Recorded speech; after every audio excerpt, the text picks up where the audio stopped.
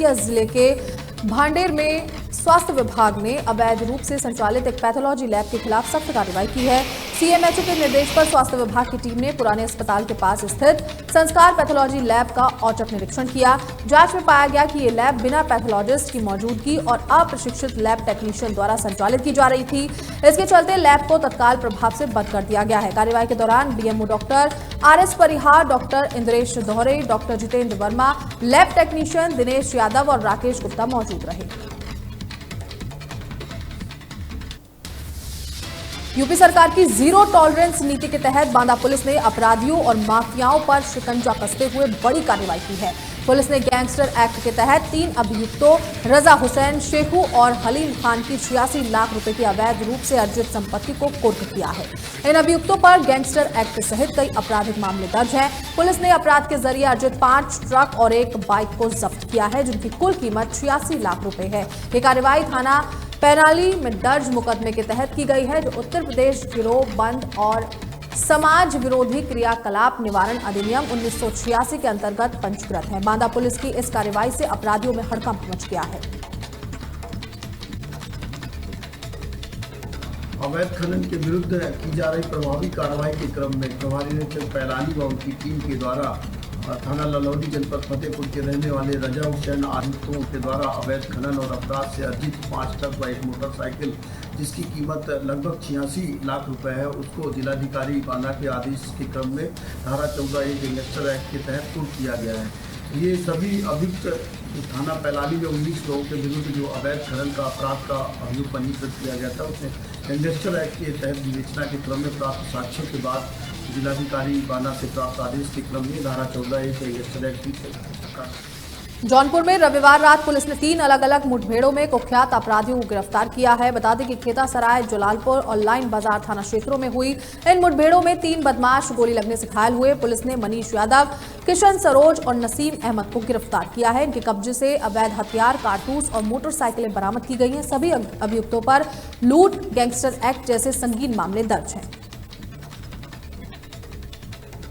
2025 को थाना खेतासराय अंतर्गत सूंगर आजमगढ़ बॉर्डर पर मानिकला चौकी इंचार्ज शैलेंद्र राय वाहनों की चेकिंग कर रहे थे। इसी दौरान आजमगढ़ की ओर से एक युवक मोटरसाइकिल से आता हुआ नजर आया, जिसे इनके द्वारा रोका टोका गया, लेकिन वह नहीं रुका और तेज रफ्तार पे पुलिस पार्टी के ऊपर ये मोटरसाइकिल इनके पैरों पर चढ़ाता हुआ आगे भागा।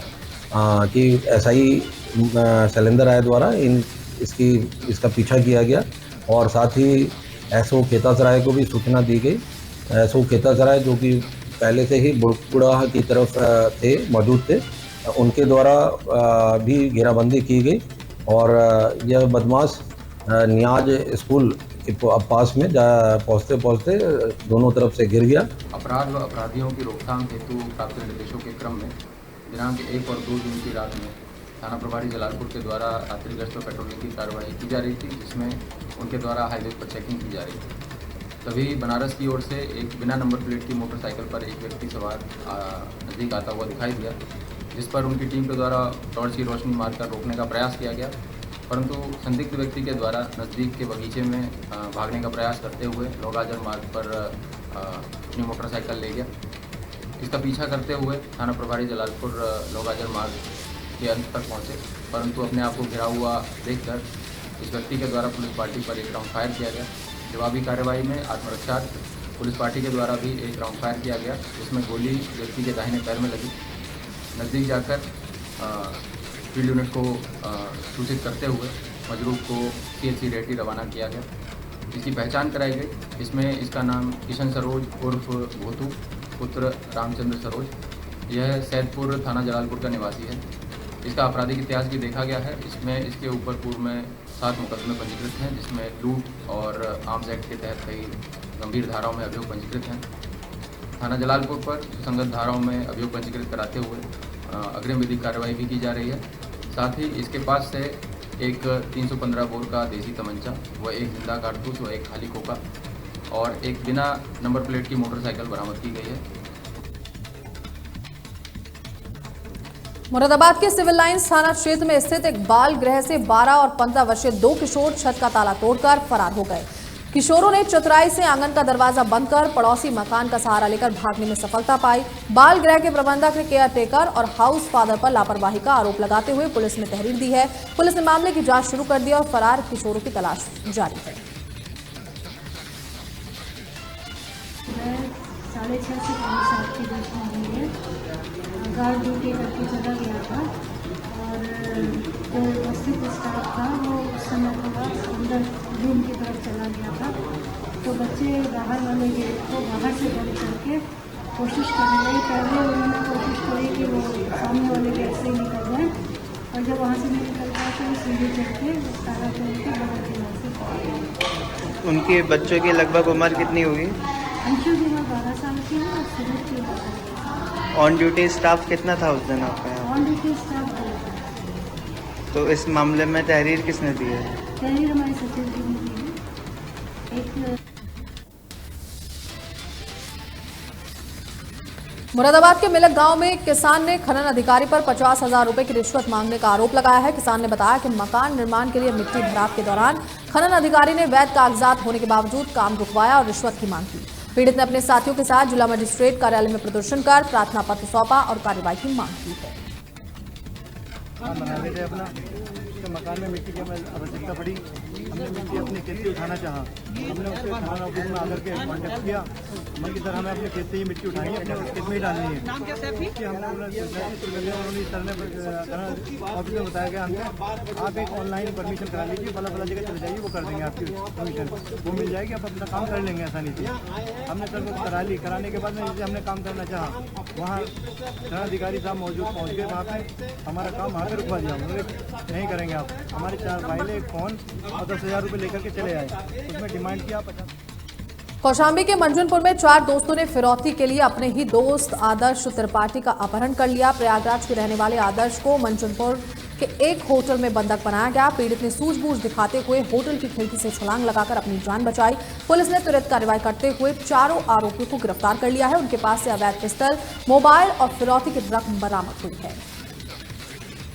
कौशाम्बी के थाना मंजनपुर के अंतर्गत दिनांक 1 जून को सुबह मंजनपुर के थाने के निकटस्थ स्थित महाराजा होटल के होटल संचालक का फोन आया और फोन करके सूचना दी गई कि उसके होटल में कुछ संदिग्ध व्यक्ति हैं और खिड़की से एक बच्चा कूदने का प्रयास कर रहा था। सूचना पे ही तत्काल पुलिस मौके पर पहुंची और उस कमरे में सभी संदिग्धों की पूछताछ की गई। वहाँ पर जो है सभी की शिनाख्त करते हुए उस पर सभी को गिरफ्तार किया गया और गिरफ्तार करने के बाद पूछताछ में जो बच्चा भाग रहा था उससे पूछताछ में और जो वहाँ पर सो रहे थे सभी से पूछताछ में ये प्रकाश में आया कि जो बच्चा खिड़की से कूदने का प्रयास कर रहा था उसका नाम आदर्श त्रिपाठी है, जो हरियाणा में डिलीवरी बॉय का काम करता है और उसे उसके ही कुछ सोशल मीडिया के दोस्तों ने 4 दोस्तों ने मिलकर के उसे किडनैप किया था प्रयागराज रेलवे स्टेशन से और ला करके 1 जून को रात में ही 31 मई और 1 जून के बीच की रात में ही जाकर के महाराजा होटल में बंधक बनाया गया था। सभी को गिरफ्तार करके जब भी छानबीन की गई तो उसमें उनके साथ ही कमरे से ही 1 अदद पिस्टल और कारतूस 3, इसके अलावा टाटा नेक्सॉन का और बिना नंबर की जिसमें उन्होंने बंधक बनाया था वो बरामद की गई है।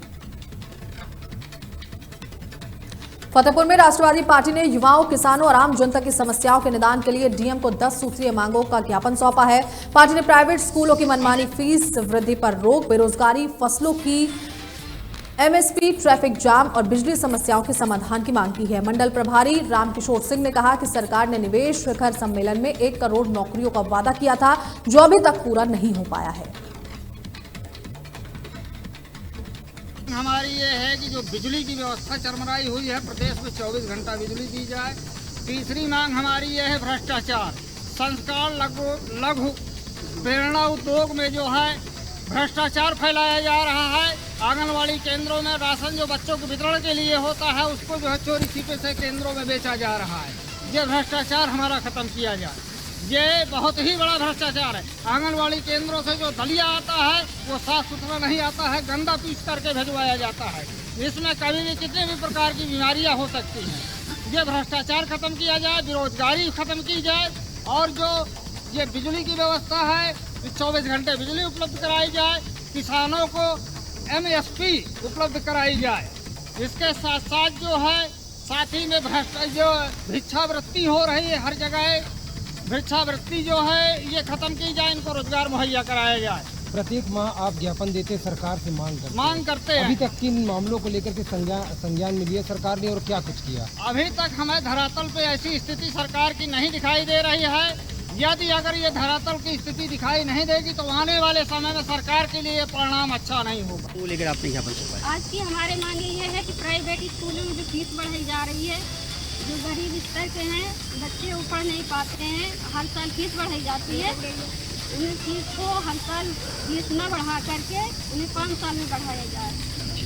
और बिजली जो कटौती होती है गर्मी को देखते हुए गर्मी 24 घंटा प्रदेश में उपलब्ध किया जाए। क्या नाम है आपका? मेरा नाम मंजू देवी। मध्य प्रदेश के बुरहानपुर के माजिद हुसैन ने जेईई एडवांस 2025 में मध्य प्रदेश की पहली रैंक और ऑल इंडिया रैंक 3 हासिल की है। इससे पहले जेईई मेंस में 99% से ज्यादा के साथ ऑल इंडिया रैंक 30 प्राप्त कर वो मध्य प्रदेश के टॉपर बने थे। माजिद ने कई अंतर्राष्ट्रीय ओलंपियाड में भी शानदार प्रदर्शन किया है।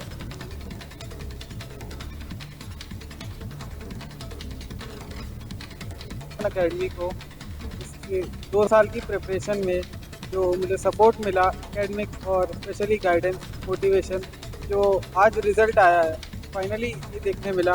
जो AIR-3 है इसकी मेकिंग में जिसने भी एफर्ट दिया है, जिसका भी परिश्रम था, जिसने भी कुछ भी सपोर्ट किया है उसको आज थैंक यू। स्पेशली पेरेंट्स ने जब पूरे लाइफ टाइम सपोर्ट किया आज तक, जिनका आज सबसे बड़ा योगदान है इस रिज़ल्ट में और सबसे ज़्यादा क्रेडिट भी मिलना चाहिए जिनको।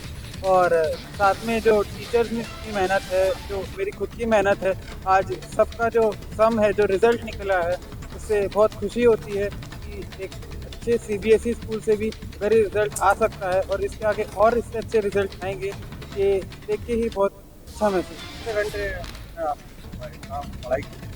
ये बहुत ही बड़ी बात है कि AIR-3 एक CBSE स्कूल में रहकर बच्चा कर रहा है।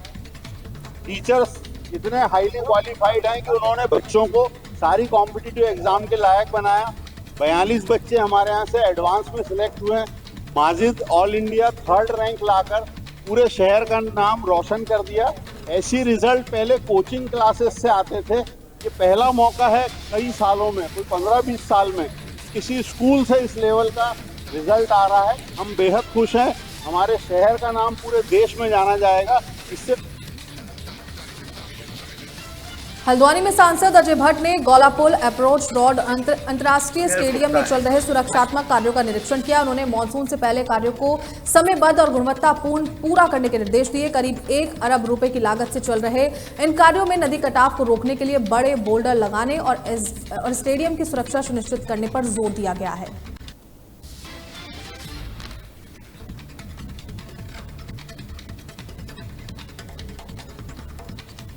HAI के काम अभी नीचे इतने अच्छे चल रहे हैं, आप देख रहे हैं। और PWD की सड़क जो टूटी हुई थी पिछले 11 महीने से, वो इसलिए विलम्ब हुआ उसमें क्योंकि एक हमारे ठेकेदार महोदय ही न्यायालय चले गए थे। जब वो केस निर्णीत हुआ उसके विदिन 1 वीक, 1 हफ्ते के अंदर हमने काम प्रारंभ कर दिया था। मैं और हमारे MLA साहब और मेरे सारे कार्यकर्ता और यहाँ की जनता, हम सब लोगों ने सार्वजनिक रूप से बताया कि माननीय मुख्यमंत्री जी ने पैसा दे दिया है और हम आज गोला फोड़कर रोड के काम का शुरुआत कर रहे हैं। आज एक्शन साहब यहाँ पर हैं, उन्होंने बताया कि बहुत तेज़ी से काम चल रहा है। इस सिंचाई विभाग को पैसा जो नहीं मिला उसमें विलम्ब हुआ है, कई बार ऊपर नीचे फाइलें जाती हैं। बड़ा अमाउंट है, लगभग 30 करोड़ रुपए, तो वैसे ही नहीं पूरी पुष्टि के बाद जाता है। तो कई बार कई मीटिंग से हुई हैं और इस बार माननीय मुख्यमंत्री जी से मेरी वार्ता हुई थी। पूरी तरह से धनराशि मिल रही है। मैंने सिंचाई के जो माननीय हमारे यहाँ पर आए हैं, जितने भी एक्शन साहब हों, अन्य हों, सभी लोग माननीय हैं हमारे लिए। हमने उन सब से कहा है काम रोको मत, आप जितना रोक सकते हो 2 हफ्ते में रोकिए। बाढ़ ज़्यादा असर न डाल पाए ऐसा पुख्ता प्रबंध करिए। पैसा मुश्किल से 2 या 3 दिन में रिलीज हो रहा है।